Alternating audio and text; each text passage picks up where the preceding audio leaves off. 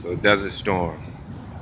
We got activated for Desert Storm and went through first to the 156 Field Artillery, Armored Battalion from Shreveport. And whenever we got activated, straight out of high school, full scholarship in college. Well, in a sense, once they called us, hey, I signed my name. I said, I do it. So let's do it. Let's serve my country. So we had this situation where we was doing maneuvers out in the field at Fort Hood, and then they told us that they would give us like 2 days off because we were about to be shipped over, and we kind of figured that would be our last time to see our family, relatives, loved ones. So we thought they'd hold true to their word, and like I said, we get our 2 days off. We did fabulously and maneuvers and so forth. Then we get back to barracks, and they basically told us that 8 o'clock that morning that, hey, we're gonna let y'all off, but we're only gonna give you a day off. And your time starts at 12. Alum's one of the first ones. I'm like, oh man, this gives me no time to prepare. So, I had my girlfriend and stuff and my family. I know I wanted to see before I left and went over. And so all my friends, they was like, hey, we're gonna catch a bus. We're gonna hop back to Shreveport, see our folks. I'm like, okay, cool. So we all rushed to the Greyhound station, caught our bus, shipped out and everything. I remember landing in Shreveport. I think my folks came, picked me up. And that night, my XO calls me. So he tells me that, okay, meet him at Fort Humbug in the morning, and I'll ride back to Fort Hood with him. Right? So I'm like, all right, cool. So I meet him the next day. And then after everything, I remember the media talking about how we went AWOL. Everybody, like the first or the first, or second, or whatever, I don't know. They was talking about we went AWOL. And then they had this big court-martial, Article 15 thing, Field Article 15, where they brought in this major, this black guy. And, they had us all lined out in the field to go talk to him. I remember everybody telling me, hey man, this dude's not cool, and they was telling me specifically, play it cool, man, don't piss him off, because then he's gonna, fuck over all the rest of us. And I'm like, fuck that, I was with my XO, so what can they charge me with, right? So I get in front of him, and, he starts telling me, hey, we're gonna charge you with such and such and such and such, and I tell him, hey, I was with my XO. So I reported like I was supposed to. I was with my higher command. So what can you charge me with? So, he kind of listened to me, and he's like, okay, we charge you FDR, failure to repair. And I'm like, but then he's like, I'm gonna suspend it. So I was like, all right, that's cool. So later on, throughout our activation, we were doing like shakedown, where we take out all our stuff and check our inventory. And they basically had made a young white guy who's the same rank as me the acting platoon sergeant. So during the shakedown, he was doing something wrong, so I corrected him, and we ended up getting into it in front of everybody, right? So supply sergeant told me come see him after everything was done. But, me and the guy, we squashed things. I talked to him, it was just, heat of the moment type thing. And, in a sense, I want to say, we knew each other, because we had went through JROTC and Captain Shreve, because that's what they did. They placed everybody, particular schools that joined in the National Guard. They all put us in the units together. So we pretty much knew everybody.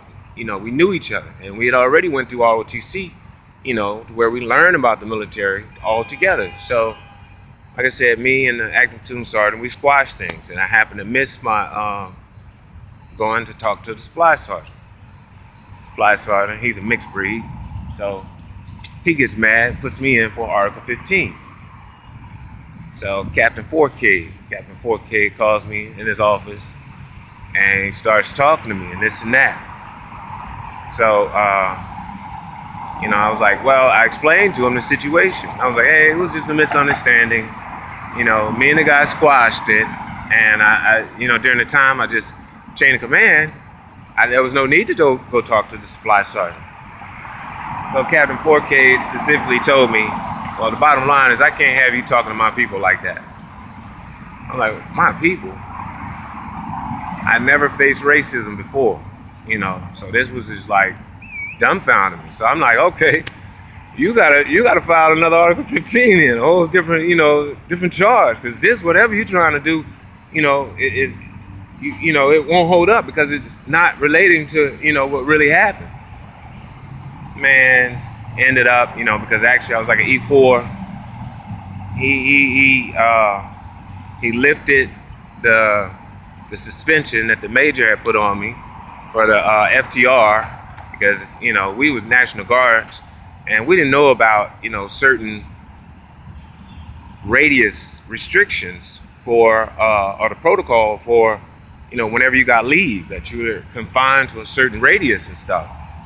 We didn't know all about that, So, like I said, I got this racist commander, and he lifts the suspension, and then, adds another one, because then I was an E3, and then, he dropped me down to E2.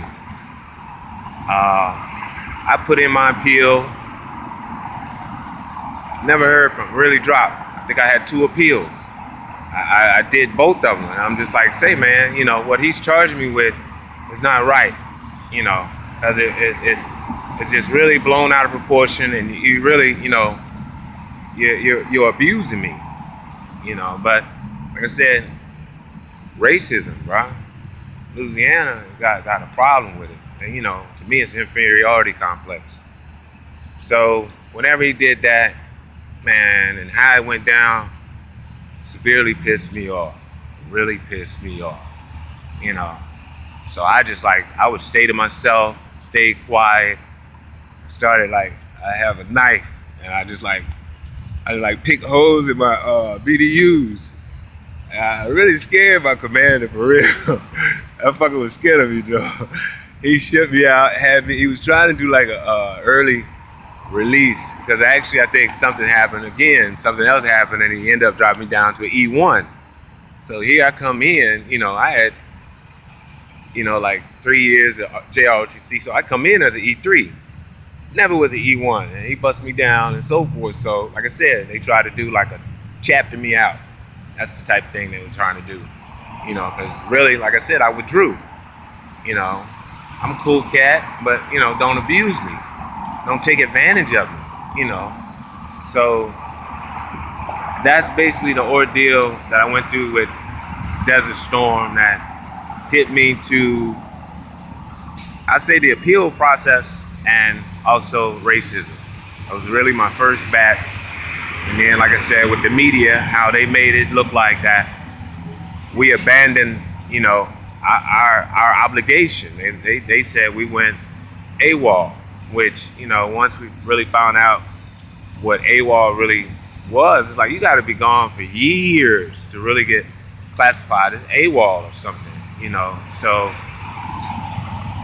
misrepresentation by the media, and then racism by my commander and everything. Desert Storm vet, baby, I wasn't scared to die for my country. I was ready. I was, it said, I honor my word. My word is bond. But as far as the racism here in Louisiana, the divide and conquer type crap that's going on, it doesn't serve a purpose, really. It's not helping us. United we stand, divided we fall.